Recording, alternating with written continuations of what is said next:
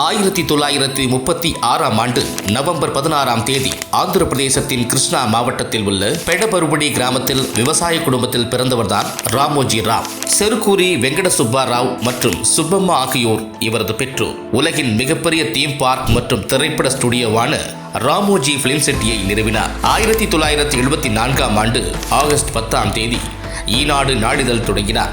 மார்கதர்சி chit fund, Eenadu செய்தித்தாள், ETV network, Ramadevi public school, Priya foods, Kalanjali, Usha Kiran movies, Mayuri film distributors, Dolphin group of hotel ஆகிய நிறுவனங்கள் ராமோஜி ராவுக்கு சொந்தமான நிறுவனங்கள்.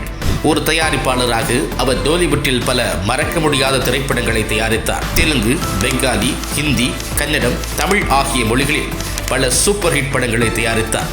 இவருடைய படங்கள் சமுதாயத்தை வெளிப்படைய செய்யும். ஒரு ஊடக பிரமுகராக தெலுங்கு அரசியலில் ராமோஜி ராவ் மறுக்க முடியாத கட்டுப்பாட்டை கொண்டிருந்தார்.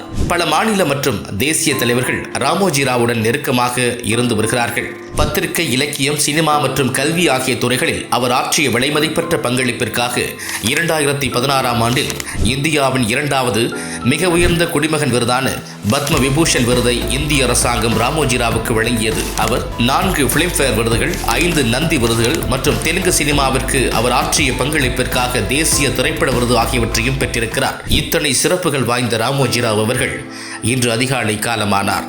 அவரின் மறைவு குடும்பத்தினர் மட்டுமல்லாமல் திரையுலகினர், அரசியல் கட்சியினர் மத்தியில் பெரும் சோகத்தை ஏற்படுத்தியுள்ளது.